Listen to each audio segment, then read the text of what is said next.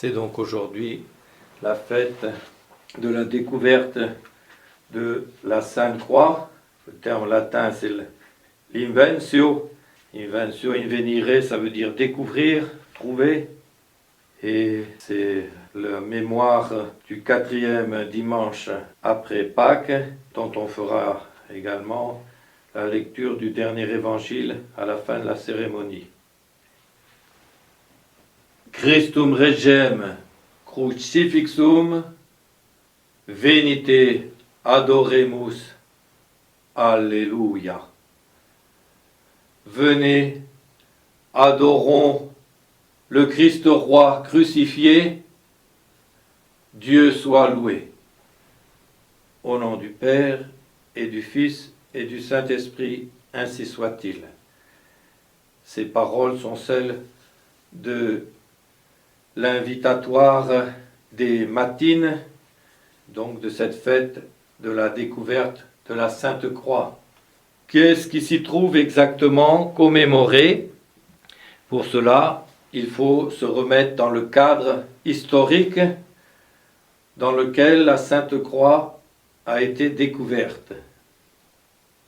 Sainte Hélène, la maman de l'empereur Constantin, avait entendu les confidences de son fils qui, quand il venait de Trèves, où il était César à la suite de son père Constance Flore, et qu'il marchait vers Rome contre l'autre César Maxence, il était presque arrivé à Rome, au pont Milvius, à 2 kilomètres, et là, l'armée de Maxence l'attendait pour l'empêcher de passer. Il eut alors une vision dans le ciel, dans lequel il vit une croix toute étincelante, et autour de la croix était marqué « In hoc signium vices ». Par ce signe, tu vaincras. Il a vu en cela un bon présage. Il s'est lancé dans la bataille, il a battu Maxence et il est devenu le seul César ou empereur de tout l'Empire et il est rentré à Rome. Il s'est donc fait ensuite instruire de la foi chrétienne puisqu'il a reconnu là le signe principal des chrétiens. Et de même, sa maman Sainte Hélène, instruite des mystères de la croix, eut donc un songe pendant la nuit qui l'invitait à aller à Jérusalem pour découvrir la Sainte Croix. Et donc, elle se mit en route. Arrivée à Jérusalem, elle fit part de ce songe et de ce dessein à saint Macaire, l'évêque de Jérusalem.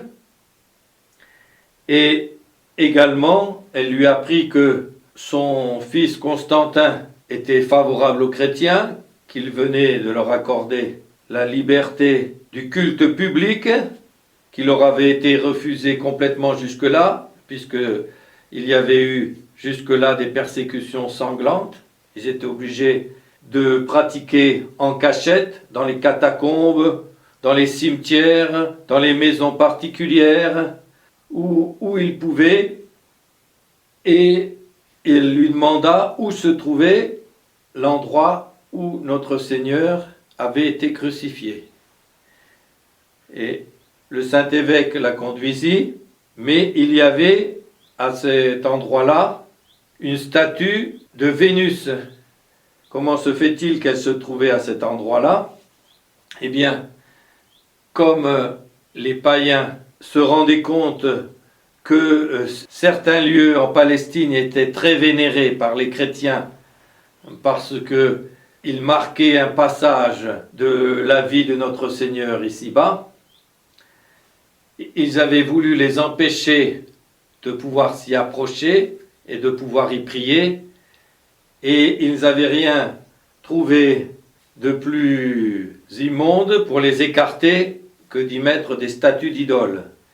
Il y avait donc une statue de Vénus à l'endroit du calvaire, une statue de Jupiter au Saint-Sépulcre et une statue d'Adonis à Bethléem à l'endroit de la crèche.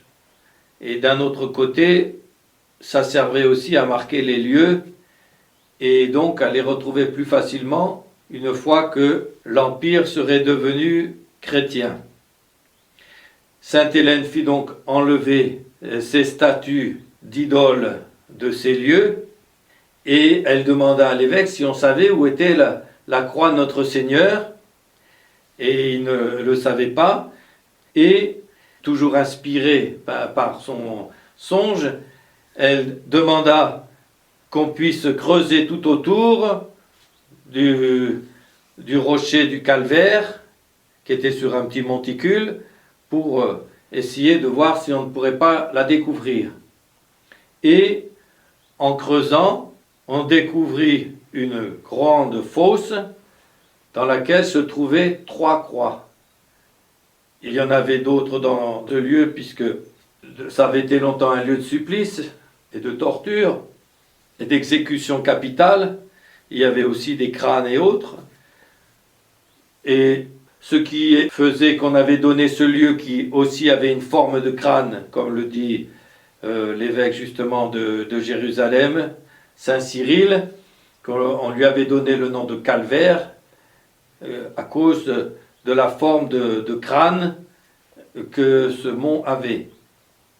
Et il y avait surtout ce qu'on appelait le titulus, c'est-à-dire l'inscription que Pilate avait fait mettre sur la croix de notre Seigneur, qu'on peut lire sur nos crucifix, en résumé, INRI, I-N-R-I, ce qui en latin donne Jesus Nazarenus Rex Judeorum, Jésus le Nazaréen, roi des Juifs.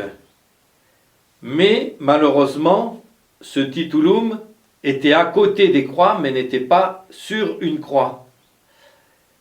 Et bien que on songeait plutôt à une croix qu'à une autre, comme étant la véritable, on n'était pas sûr.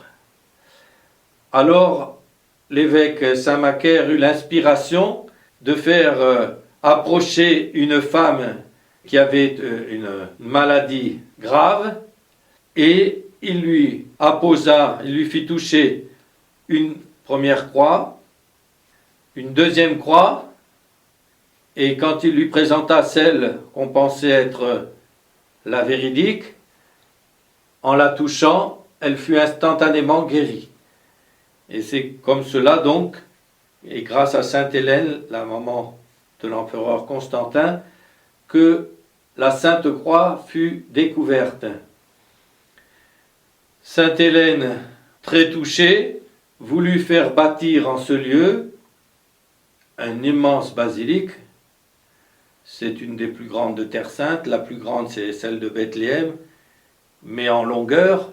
Mais celle-ci est la plus grande en circonférence. Elle est immense, puisqu'elle comprend à la fois le lieu du calvaire, qu'elle entoure complètement, et le lieu du Saint-Sépulcre, qui est certes pas éloigné, et qui était en quelque sorte plus bas, et comme au pied de ce mamelon que formait le calvaire.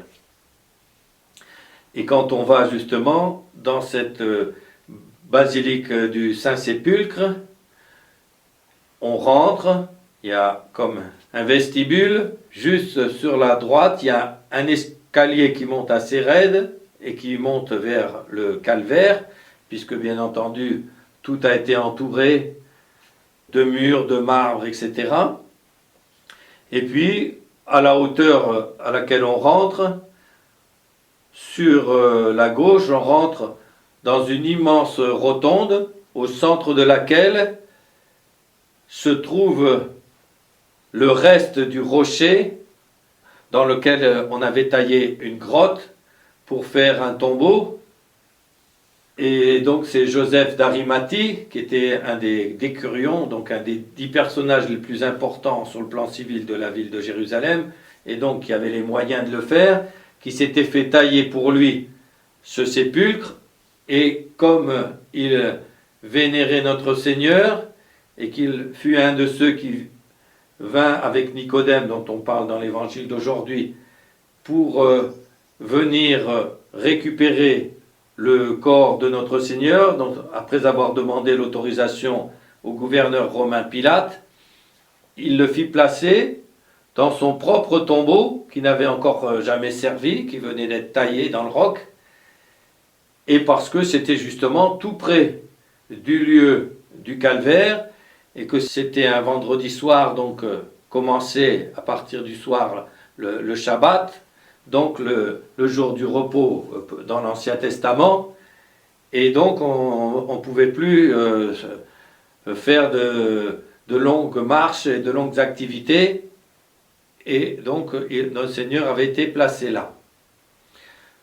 Donc voilà pour cette fête, le sens historique de cette découverte, et bien entendu, à partir de là, eh bien la croix a été vénérée, car Sainte Hélène ne s'est pas contentée de faire bâtir cette immense basilique, elle a voulu placer la croix dans un reliquaire argenté et entouré d'or et d'argent pour qu'on le vénère, et elle en a fait découper des petits morceaux qu'elle a fait mettre dans un autre reliquaire, qu'elle a rapporté avec elle ensuite à Rome, qu'elle a présenté à son fils, et pour cela encore, à Rome, elle a fait bâtir la basilique de Sainte-Croix de Jérusalem,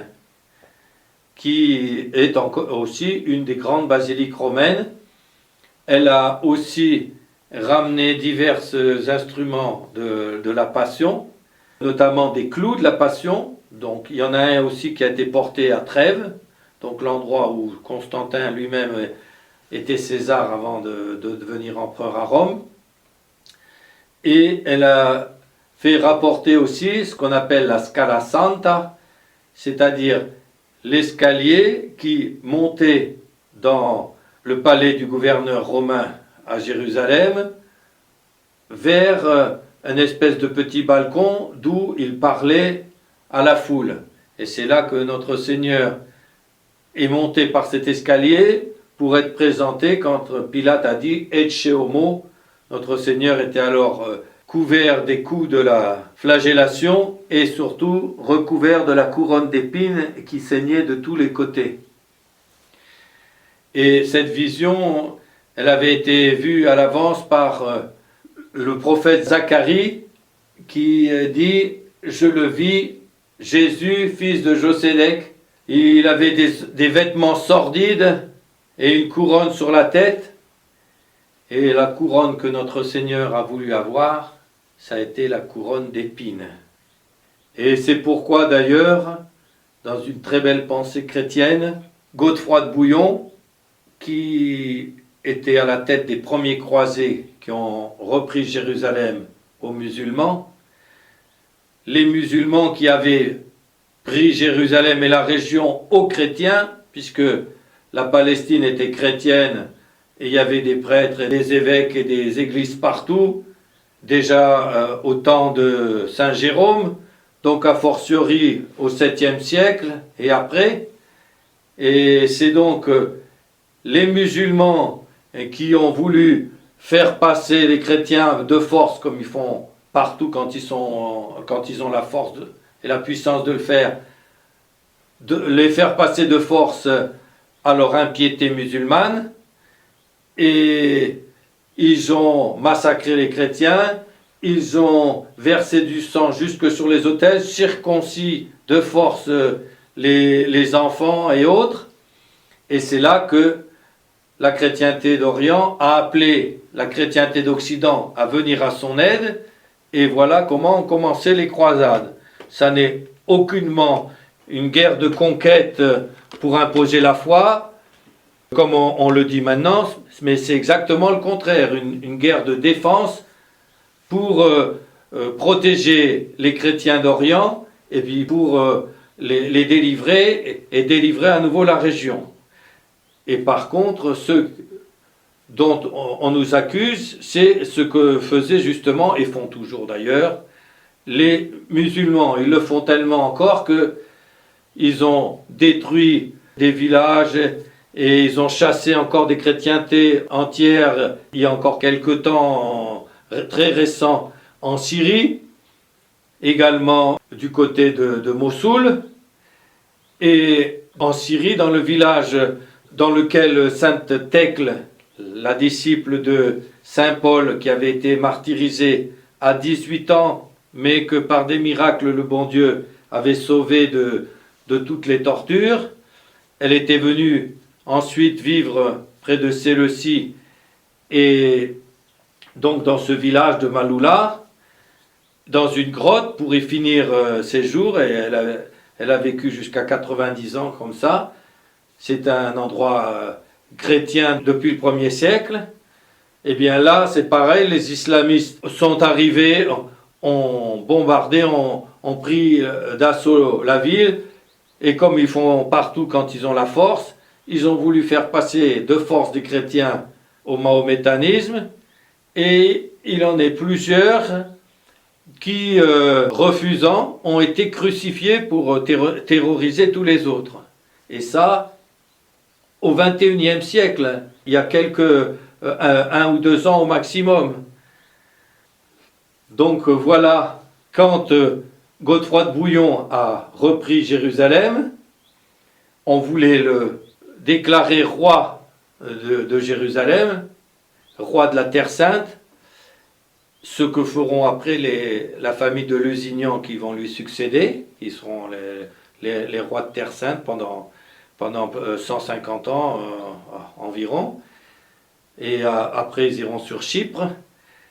Et lui, il n'a pas voulu porter la couronne de pierrerie là où notre Seigneur avait porté la couronne d'épines, et il a dit, je ne veux pas de la couronne, je me déclare seulement le commandeur, le gardien du Saint-Sépulcre. La croix a commencé à être honorée d'autant plus que quand Constantin a vu les reliques de la croix que lui amenait sa mère, quand il l'a vu bâtir cette basilique encore en l'honneur de Sainte-Croix de Jérusalem, il a fait un décret et une loi pour supprimer le supplice de la croix dans tout l'Empire. Et donc à partir de là, eh bien, le supplice de la croix a été banni dans tout l'Empire romain. Et à partir de là, c'est devenu donc une source de bénédiction, de dévotion et de modèle de toute la vie d'ici-bas. Car la vie d'ici-bas, comme le disait déjà le saint homme Job, est un combat. C'est une épreuve. Ce n'est qu'une préparation de la vie future, de la vie d'en haut.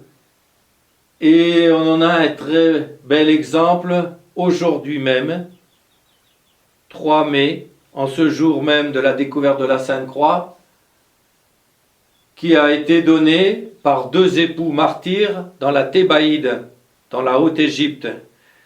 La Thébaïde qui est le pays, vous le savez, des ermites, des solitaires, des anachorètes, qui est par milliers autour de Saint-Antoine, à la suite aussi de Saint-Paul ermite, vivaient de presque rien et passaient leur vie en prière, en pénitence et au travail aussi.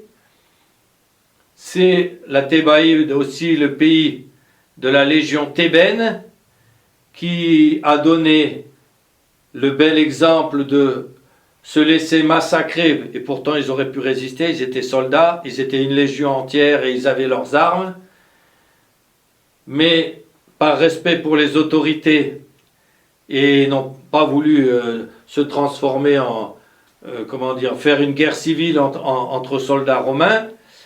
Donc on a voulu les forcer à offrir de l'encens aux faux dieux, parce que comme l'empereur, pour remercier de la victoire, voulait offrir de l'encens, toute la légion thébaine s'était mise à part. Pour les forcer à revenir, ils ont essayé de les intimider, ils les ont d'abord décimés, c'est-à-dire 1 sur 10, qu'ils ont massacré devant les autres. Attention, si vous ne faites pas, on vous massacrera tous. Et à la suite de leur chef Saint-Maurice, ils ont préféré tous se laisser massacrer que de rendre le culte impie aux idoles. Bon, voilà la Thébaïde. Eh bien, on en a encore un magnifique exemple avec ses 2 époux, Saint Timothée et Sainte Maura, qui, eux aussi, on a voulu les faire rendre un culte aux idoles. Ils ont refusé. Et ils ont été tous les 2 crucifiés. Et ils sont restés vivants sur la croix. Certainement, ils étaient attachés avec des cordes et autres. Et ils n'avaient pas eu les supplices que notre Seigneur avait eu avant. Ils sont restés 9 jours vivants à mourir à petit feu sur la croix. Et d'une manière admirable, ils s'exhortaient mutuellement, l'un et l'autre, ces 2 époux, à la patience, à la persévérance. Et ils sont morts tous les 2 en croix. Voilà un beau symbole de notre vie d'ici-bas, de la lutte que nous devons mener, de l'épreuve que nous devons accepter. Et notre Seigneur nous en a donné lui-même l'exemple. Quand nous avons des souffrances, quand nous avons des douleurs, quand nous nous sentons comme abandonnés par la providence, parce que tout nous est un peu contraire, eh bien nous devons regarder vers notre divin Sauveur. Nous devons voir comment lui aussi a voulu dire en croix: mon Dieu, pourquoi m'avez-vous abandonné? Deus, Deus meus, quare me reliquisti? Eli, Eli, lama sabachthani. C'est l'intonation du psaume 21 qui décrit le supplice de la croix. Ils ont percé mes mains et mes pieds, ils ont compté tous mes os, ils ont tiré ma tunique au sort. C'est dans le psaume 21 que notre Seigneur a entonné. Mais c'est aussi: mon Dieu, pourquoi m'avez-vous abandonné? C'est-à-dire, extérieurement parlant, eh bien, vous semblez m'avoir abandonné. Et comme le dit saint Paul, la croix de notre Seigneur, scandale pour les Juifs et folie pour les païens. Scandale pour les Juifs, c'est-à-dire pierre d'achoppement, occasion de chute, parce qu'ils n'ont pas voulu admettre que le Messie glorieux qu'ils attendaient, que le Christ roi soit crucifié, puisse être crucifié. Et la loi disait, la loi de Moïse, maudit celui qui pend au bois. Et comme le fait remarquer saint Paul aux Galates, notre Seigneur justement s'est fait maudit à notre place pour nous délivrer de la malédiction du péché originel et de tous nos péchés personnels, pour nous racheter. Il a payé son sang, le prix de notre rachat.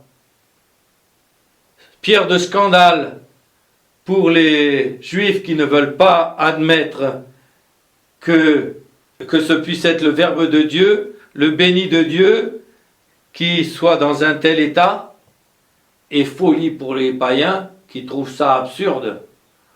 C'est pas possible. Quand on est tout puissant, quand on s'abaisse pas comme ça, on se laisse pas malmener, on se laisse pas faire.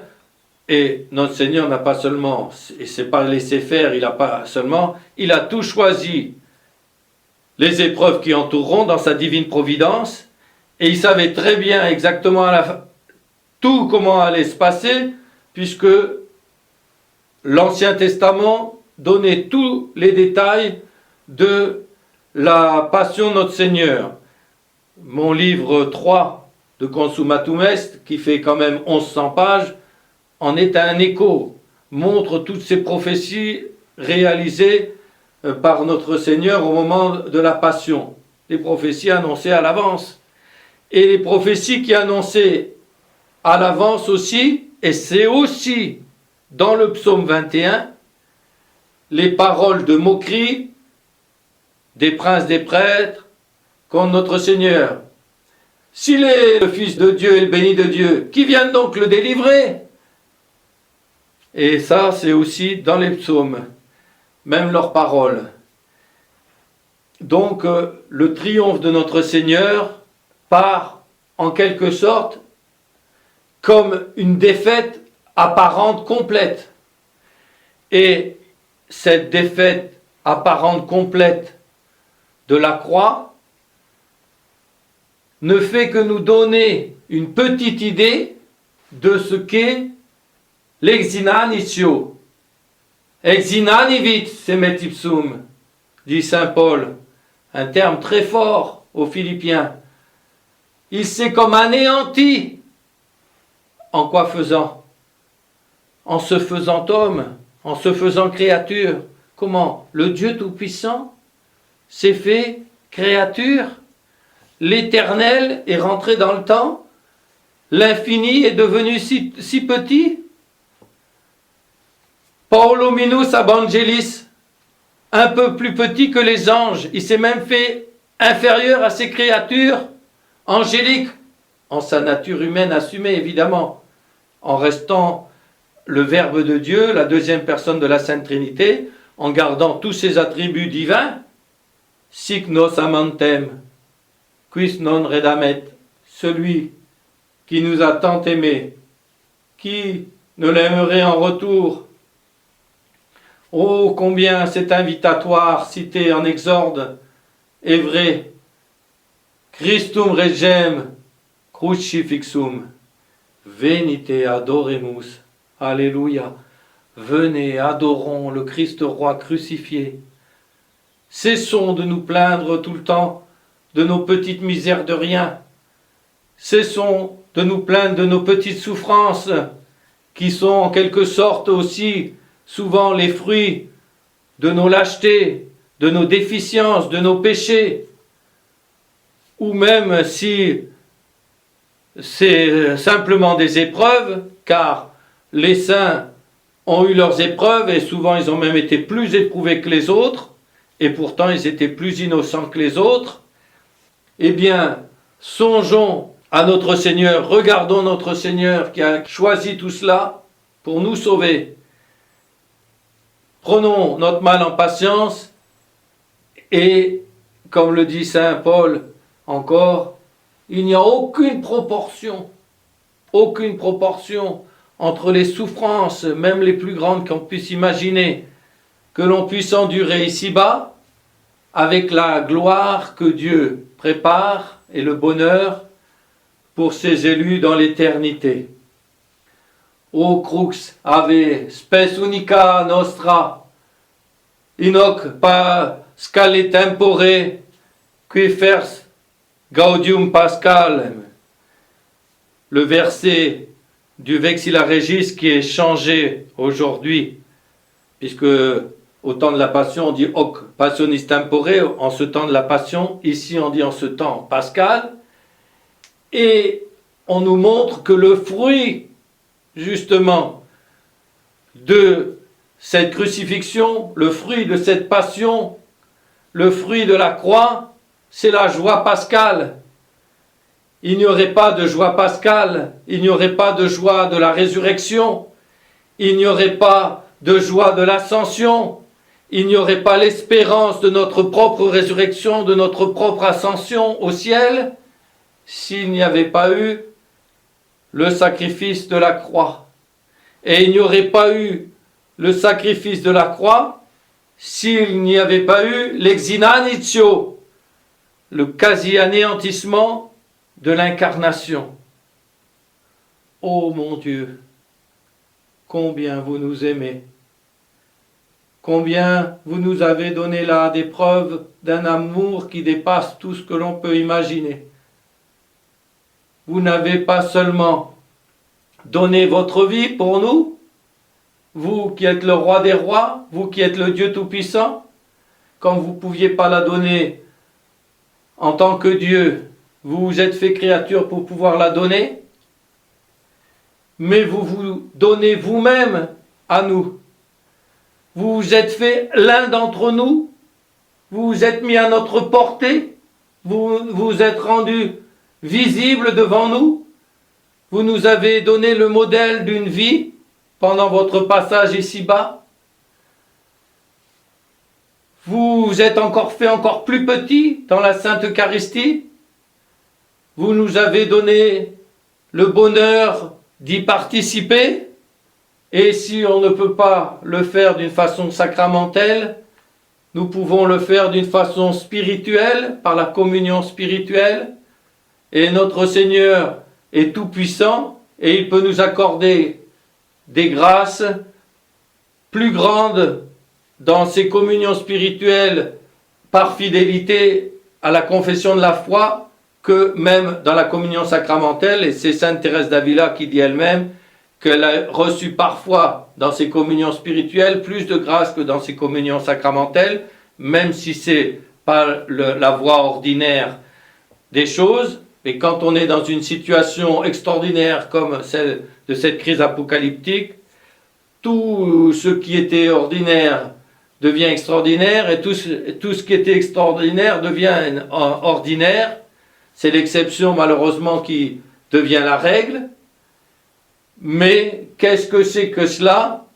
Les âmes du purgatoire n'ont pas de sacrement, elles sont privées aussi de la liturgie et elles se purifient également, elles ont cet état de charité. Eh bien, si le bon Dieu nous donne d'avoir à faire pour une grande part notre purgatoire sur la terre, benedicamus Domino, Deo gratias, merci mon Dieu de nous donner de participer un petit peu au calice de votre passion. C'est celui que vous réservez à ceux que vous aimez le plus, comme cela est dit aussi souvent dans la vie des saints et encore par Sainte Thérèse d'Avila, qui après de grandes épreuves disait « Mon Dieu, mais où étiez-vous dans toutes ces épreuves ?» Et notre Seigneur de lui répondre « C'est ainsi que je traite mes amis. » Et la Sainte, lucide, de répondre « Ah Seigneur, je m'étonne moins que vous en ayez si peu des amis. » Comme le dit Saint Jean Chrysostome et d'autres saints, ce qui doit nous attacher 10 fois plus à notre Seigneur, cet abaissement, ces humiliations, les hommes s'en servent pour se détourner de notre Seigneur, pour le mépriser, pour le tenir pour un rien. Quelle folie, quel aveuglement.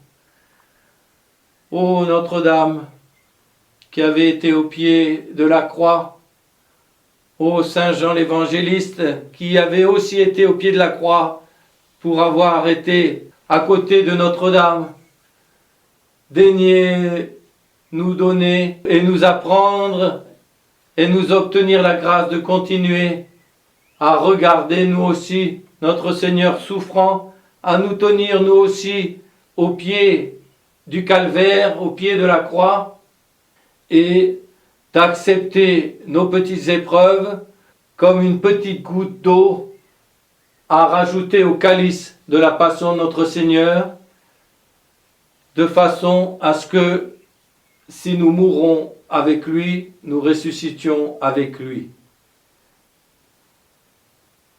Christum regem crucifixum venite, adoremus, Alléluia. Au nom du Père et du Fils et du Saint-Esprit, ainsi soit-il.